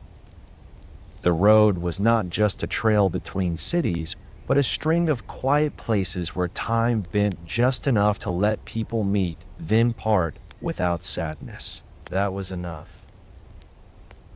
Chapter 12. Through the Levant. The air changed before the land did. Somewhere beyond the hills ahead, I could feel the sea, not in sound or sight, but in the wind that moved through the trees. It was cooler now, touched by salt and distant water. I breathed deeply and let it fill my chest. The road beneath my feet remained dry, lined with scattered stones and patches of grass. But everything felt different. There was a softness here, a quiet confidence in the shape of the land. I had entered the Levant. The hills were low and rounded, their slopes covered with groves of olive trees planted in neat rows. Their silver-green leaves shimmered in the sunlight. and from time to time I passed workers crouched among them, gathering the fallen fruit or trimming the branches with slow, steady hands. Donkeys stood tied in the shade, their eyes half closed. The sound of shears clicking and voices murmuring in soft conversation drifted gently through the warm air. The first village I came to was small, built of white stone and wood, tucked along the edge of a low ridge. Children played in a dusty square, their laughter light and quick, like birds calling in the trees. A man sold dates and dried figs from a cart shaded by a cloth awning. He handed me a few without asking for payment. I thanked him and sat on a stone bench to eat, watching the sky grow wide above the rooftops. Later, I followed a narrow path that led to an old ruin on a hill. No one guarded it. No signs marked its name. It stood open to the wind and time. Low columns of stone rose from the ground like teeth worn smooth. Pieces of carved walls lay broken and scattered, their lines still visible beneath layers of moss and dust. I walked among them slowly, careful with each step. I ran my fingers over the carvings, curves and letters I could not fully read, but still understood. The past lived here not in stories, but in the quiet presence of stone. It did not speak loudly. It rested. From the hill I could see far across the valley. Olive trees stretched toward the horizon. A river moved gently in the distance, its path marked by darker bands of green. Smoke rose from small homes, drifting straight into the sky. Farther still, the light shimmered in a way that suggested water, though the sea itself remained hidden. I stayed that night in a home at the edge of a field. A woman and her son offered me a place to sleep beneath their roof. Their house was built with wide walls and low ceilings, cool inside and lit by oil lamps that cast soft, flickering light. We ate together near the hearth, a dish of rice and chickpeas, spiced gently, served with bread baked earlier that day. The boy asked me where I had come from. I named a few places. He nodded slowly, then asked where I was going. I said I didn't know yet. He smiled and looked down at his plate. After the meal, we sat outside. The stars came slowly, scattered across a sky that felt closer than usual. The woman pointed to a few, naming them in a voice so quiet it seemed she was only speaking to herself. I listened, letting the names fall into me like seeds in soft soil. In the morning, I continued west. The days that followed moved gently. The land rose and fell in soft waves, never sharp. Villages appeared with regular rhythm, each with its own rhythm of bells, footsteps, and quiet prayer. I passed through markets where people sold cheese wrapped in leaves, clay jars filled with honey, and long strands of garlic hanging like wind chimes.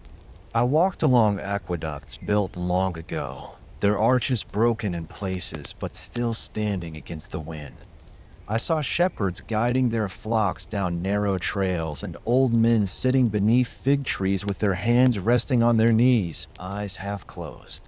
There was a calm strength in the people here, a way of moving that required no rush, a way of working shaped by seasons, not hours. In one village, I arrived during a celebration. Lanterns hung from ropes strung between rooftops. Children danced barefoot in the dirt. A musician played a small drum, while another strummed a simple lute.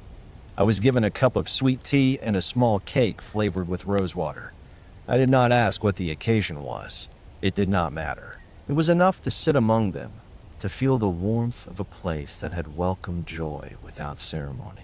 At night, I often slept beneath trees. The air remained warm, and the earth beneath me was soft. I carried little now. A small pack, a water skin, a length of cloth to wrap myself when the wind turned cool. Most nights, I listened to the sounds around me, leaves brushing against each other, the distant call of an owl, the creak of branches shifting above.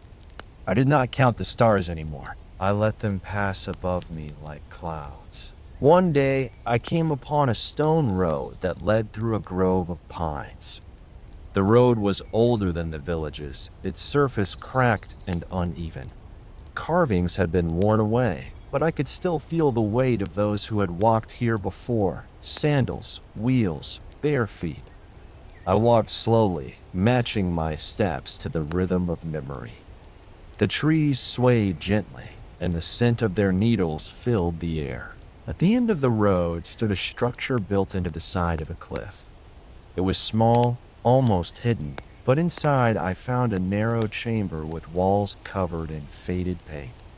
Figures danced along the stone, some human, others not. A line of script wrapped around the top of the wall. I could not read it, but it moved like a prayer. A man sat near the doorway. He greeted me with a nod. We spoke only a few words. He told me that people still came here to sit and listen, to breathe, to remember. I sat beside him for a long while. The wind moved through the trees outside. The stone beneath me was cool and still. We said nothing more. When I left, I followed the road downhill until the trees thinned and the scent of salt grew stronger. I knew the sea was near now. I could not see it, but I could feel it. The way the breeze carried across the land, the way the light touched everything with a clearer edge. It was not far, but I did not hurry. The Levant had slowed me, not in body, but in mind. It asked nothing of me but presence. To walk gently, to listen, to see. And I had done so, each day carrying with me the rhythm of hills, the voices of markets, the hands that passed me food without asking for names. The sea would come soon enough. Chapter 13. The Great Port of Antioch. The hills gave way to open land. The road became wider and smoother, pressed flat by time and travel. The smell of salt grew stronger with each step, carried on a wind that no longer felt dry. My clothes caught the scent, my hair too, and when I touched my lips, I could taste the sea. I had not yet seen it, but I could hear its presence, the distant hush of waves folding one into another, the slow rhythm of a tide that had never stopped. For a long time I had followed rivers, crossed deserts, climbed mountains, and rested under stars. But now the road curved downward towards something larger, something endless. The city of Antioch came into view just before sunset. It lay across a broad plain, pressed between hills and sea, with white walls that caught the light and turned gold as the sun dropped behind me. Smoke curled gently from chimneys. Domes and towers rose in soft clusters. The harbor was visible beyond the edge, ships moored in rows, their sails furled, and their masts like a forest of wood and rope. I entered through a low gate where guards nodded without words. The streets beyond were lined with buildings of stone and timber, their windows open, their doors wide. People moved in calm patterns, carrying baskets, pulling carts, sweeping steps, speaking in voices that blended together like threads in cloth. The city did not hurry. It had seen many travelers before me. It carried the weight of centuries in its stones, but its breath was even. I found a place to stay not far from the market square, a guest house with a shaded courtyard and cool tile floors. A woman there offered me water and a small plate of olives, cheese, and bread. I sat on a wooden bench and watched the light fade from the walls. The smell of fish drifted in from the port. A cat moved through the shadows, pausing at the edge of the doorway before slipping outside. Later that night, I walked toward the harbor. The streets grew narrower, and the sound of voices changed. I heard songs sung in low tones, the ring of metal tools, the murmur of fishermen sorting their nets by lantern light. The sea came into view at the end of a long path, and I stopped without meaning to.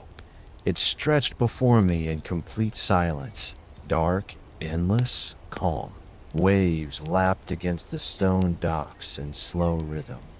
Ships rocked gently, their wooden frames groaning with each rise and fall. Small boats moved in quiet lines, carrying bundles of goods from ship to shore.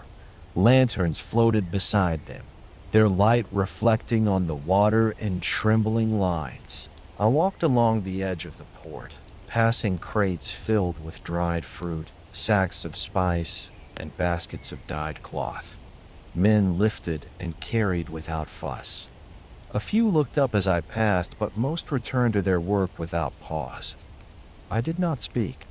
I simply watched. At the far end of the harbor stood a long building with arched windows and a wooden roof. Inside, traders sat cross-legged on carpets, their wares spread out in front of them: pearls, glass, cinnamon bark, bolts of linen, and small boxes carved from fragrant wood. The air smelled of smoke and lemon. I stood near the entrance and listened as deals were made in many tongues, each voice calm, each gesture steady. One man motioned me over. He wore a robe lined with blue thread and had rings on 3 fingers. He pointed to a tray of items wrapped in silk and invited me to look. I did. Not to buy, only to see. He smiled, not pressing, then handed me a small piece of dried ginger. I placed it in my mouth and tasted the warmth spread slowly. He nodded once, and I moved on. The next morning, I returned to the port as the city stirred. The sky was pale, and the sea still slept. I sat on a low wall and watched the sun lift gently above the water, turning its surface from gray to silver to gold. Birds flew in wide arcs overhead. Somewhere nearby, a bell rang. A fisherman pushed his boat away from the dock and drifted out into the calm. A boy walked past me carrying a jug of oil. He stopped, looked out at the sea, then continued on. That simple pause stayed with me. In the days that followed, I wandered slowly through Antioch. I visited gardens built between old walls, where water moved through stone basins and the scent of orange blossoms hung in the air. I listened to a storyteller at the edge of the square recite tales of travelers who had crossed the sea on ships made of stitched hide. I sat in a tea house with wooden screens and watched the wind lift the corners of woven mats hung to dry. In one part of the city, I found a chapel carved into a rock. It was cool inside, the air still and heavy with silence. A single lamp burned near the front. I sat in the back and let the stillness settle around me. I did not speak. I did not pray. I simply sat. When I left, the city did not seem different, but I felt quieter. That evening, I watched the ships again. They came and went with quiet skill, guided by hands that knew the water. I saw crates lowered with rope, nets folded with care, children running along the edges of the dock, laughing at the waves. A group of travelers boarded a ship with long sails, their packs strapped to their backs, their faces turned toward the horizon. I did not ask where they were going. I only watched as they disappeared into the growing dark. I stayed in Antioch longer than I had planned. Not because I needed to, but because it allowed me to pause without reason. The city welcomed movement, but it also allowed rest. I walked its streets each day with no goal. I learned its corners by foot, its rhythm by breath. I sat beside elders in shaded squares. I listened to the sea each night before sleep. And in that slow stillness, I began to feel the journey settle inside me. Not as a series of places or people or days, but as something whole. From Chang'an to this port by the sea, I had walked with care. I had watched. I had listened. The Silk Road had stretched far across the land, but it had never pulled me forward. It had moved with me, step by step, patient and wide. And now, with the sea before me and the city quiet around me, I understood that the road did not end here. It only changed. Chapter 14. The Road to Byzantium. I left Antioch just after sunrise, when the streets were still quiet and the sea was covered in silver light. A thin fog clung to the rooftops, softening the shapes of domes and towers. The harbor was already busy, though. Nets were hauled in. Barrels rolled across the stone docks. Voices carried across the water, low and steady. I looked back once from the city's edge. The sun caught on the tiled roofs, on the wooden masts of ships, and on the long curve of the coastline. Then I turned and began to walk. The road west followed the land in a slow, steady rhythm. It curved through hills covered in olive trees and low grasses. Cypress trees stood in lines along ridges, dark and narrow against the bright sky. Birds flew low above the path, dipping in and out of view. Their shadows brushed across the dirt. I did not hurry. The air was warm, but not sharp. A breeze moved through the leaves and lifted the edge of my scarf. My steps felt light. I carried little now, just enough to keep walking, to eat when I was hungry, and to sleep where I could. The road had changed, but it still felt familiar. In the distance, I saw the remains of old columns lying half buried in fields. Some stood upright, worn and broken at the edges. Others had fallen long ago and lay among the grass like bones. No signs marked them. No stories explained. They simply rested there, quiet reminders that others had passed this way before. One afternoon, I came upon a small stone bridge that crossed a narrow stream. The water was clear and cold. I sat on the edge, removed my shoes, and dipped my feet into the flow. The chill moved up my legs and settled into my skin. I closed my eyes and listened. The sound of the stream, the wind in the trees, and the call of a bird nearby became one sound, soft, unhurried, steady. That night, I stayed in a roadside shelter, a square structure with an open doorway, a roof of wooden beams, and a floor swept clean. A few others were already there, an older couple with a bundle of fabric between them, and a man with a walking stick and a small pouch tied to his belt. We nodded in greeting, but spoke little. A fire was lit in the center, and flat stones were placed in a circle around it. Someone shared lentils cooked in a small pot. Someone else passed bread, thick and dense. I offered dried fruit from my pack. We ate together, not as friends or strangers, but simply as travelers. That was enough. The fire burned low, and the night grew cool. We lay down on mats and closed our eyes. Outside, the wind moved softly through the trees. The roof creaked once, then settled. I slept easily. Each day after, the land grew softer. Fields spread wide on either side of the road, golden with grain, lined with irrigation ditches that sparkled in the light. Shepherds guided their flocks through narrow passes. Women gathered herbs near stone walls. At times, the path narrowed to little more than a trail, bordered by hedges and low, dry-stacked fences. Then it opened again, wide and sunlit, stretching toward the west. I passed through towns built from pale stone, where windows looked out over open squares and fountains trickled in the shade. In one, I sat beneath a vine-covered arch and listened to a group of boys chase each other through the street, their bare feet slapping against the stones. A woman sold cheese and honey from a wooden stand. I bought some and ate slowly, sitting with my back against the wall, letting the sun warm my shoulders. In another town, I entered a chapel built into a hillside. Inside, it was cool and quiet. Candles burned in shallow niches. The air smelled of wax and age. A monk swept the floor with a reed broom. When he saw me, he smiled, then returned to his task. I sat near the wall and watched the flame of a single candle flicker in the draft. I stayed there until the light outside grew soft. One evening, as I walked along a high ridge, the sea came into view again. It was far below, still and endless. The horizon blurred where sky met water. A few ships moved across the surface, small against the distance, their sails full and steady. I stood for a while and watched them. The air smelled of thyme and salt. The hills around me were covered in short grass and wildflowers that swayed in the wind. A stone bench sat near the edge of the trail. I sat there until the sun dipped behind a distant line of trees and the sky turned from gold to blue. I continued walking. By now, I had stopped thinking of the journey in days. I no longer measured time in mornings and evenings, or by how far I had come. I moved when I was ready.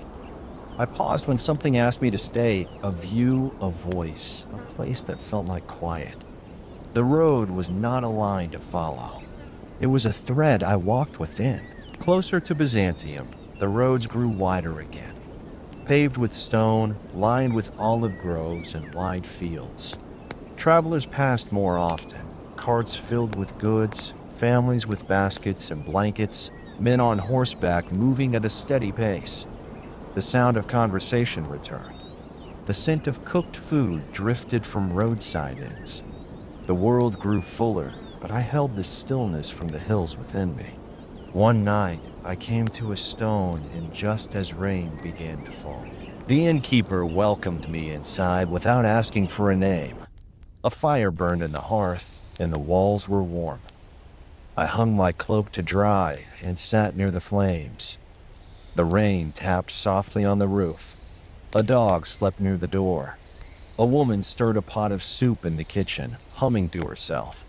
I drank warm water with lemon and sat in silence. Later, a man played a small stringed instrument by the fire. His fingers moved slowly, and the sound was low and kind. I listened with my eyes half closed. I did not speak, and no one asked where I was from. The music filled the room. The heat from the fire touched my hands. I felt at rest. In the morning, the rain had stopped. The road outside was clean and dark, marked by puddles that reflected the rising sun. I stepped into the cool air, adjusted my pack, and began walking once again. Byzantium was still ahead, but not far. I could feel it in the ground, in the light, in the way people spoke of what lay beyond the next hill. But I did not rush toward it. I walked as I always had, steady, quiet, aware. The road had never asked for more. Chapter 15, Constantinople, Journey's End. The road narrowed as it approached the city, not in size, but in focus.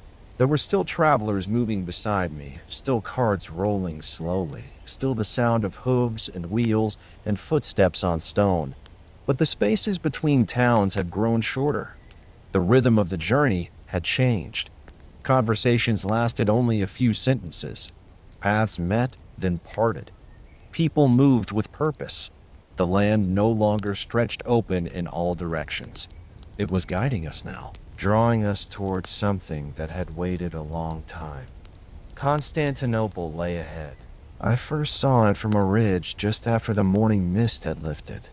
The sun sat low behind me, warming my back as the city unfolded across the hills below. Its walls were high and layered, stretching from one side of the land to the other, touching the water on both ends. Domes and towers rose within its boundaries. Roofs shimmered in the soft light. To the north, the sea met the shore in a long curve, broken by docks, ships, and cranes. The sails of boats flickered white against the blue. I stood there a long time. It wasn't the size of the city that held me still. It was the feeling that something had quietly turned, that the journey I had carried so carefully had brought me to the edge of itself. Not an end, not a beginning, just a place where the path opened its hands and let go. I walked the rest of the way in silence. The gates were open. Guards stood nearby, watching calmly. People passed in and out with ease, merchants pulling carts of wool, women carrying baskets of bread, children running ahead of their parents. No one looked twice at me. The city welcomed all without fanfare. I stepped through the gate and entered the final part of the road.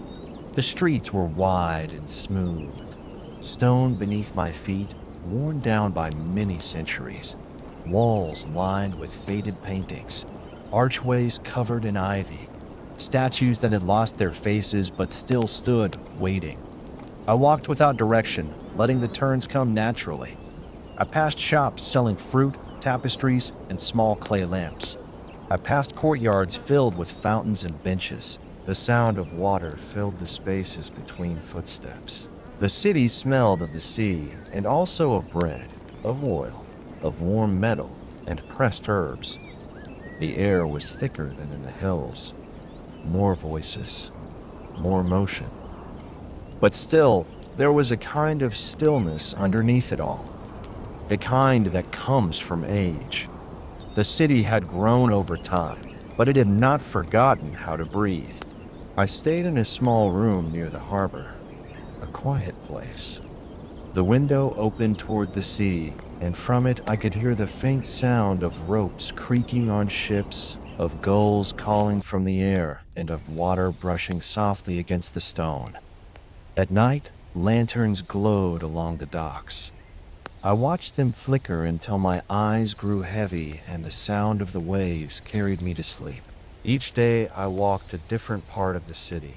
I visited the Great Square, where people gathered at midday to trade, talk, or simply stand beneath the sun. I sat on a low wall and listened to the hum of many languages, familiar and unfamiliar, blended without effort. No one asked who I was. That gave me peace. I had no need to explain where I had been. The road had already spoken that for me. I visited the churches. Their walls stretched high, their ceilings covered in light and color. Inside, the space held a kind of quiet that pressed gently against the skin. I stood at the edge, letting the scent of smoke and stone fill my breath. People knelt. People whispered. People sat with their eyes closed. I did not pray, but I stood still and let the calm settle around me. I visited the harbor, walking slowly along the water. Ships came in from the west now, from islands, from far-off coasts. I watched crates lowered onto docks, ropes thrown and caught, sails folded with care. The rhythm of the port was unbroken. A slow rise and fall, like the sea itself. One afternoon, I stood near the edge of the seawall and looked out across the waves. The sky was clear. The water moved gently. Somewhere far beyond that line, the road continued, but not for me. Not this time. I took the small notebook I had carried since Samarkand and opened it. Most of its pages were still blank. I wrote one line, then closed it again. I did not need to say much. The journey itself had spoken enough. On my last evening in the city, I returned to a garden I had found early in my stay. It was quiet, with a single tree in the center and benches of stone arranged in a circle. A narrow stream moved along the edge, feeding a small pool where birds came to drink. I sat on one of the benches and watched the light change on the walls. I thought of the tea I had shared in the Turpan Basin, of the monks at Dunhuang, of the firelight in the caravanserais. I remembered the cold air in the mountains, the quiet domes of Samarkand, the sharp stars above the desert, the wide fields of the Fergana Valley, the long pause in Kashgar, the soft bells of goats near the sea. Each place had shaped the road. Each moment had shaped me. But I did not try to carry them all. I simply sat with them. As the light faded, a breeze passed through the garden. The leaves of the trees stirred gently. The sound of the water grew softer. I stayed until the stars appeared one by one. Then I stood and walked back through the quiet streets. The city slept, and so did I. In the morning, I would wake and walk again. Not because the journey required it, but because I still had steps left in me.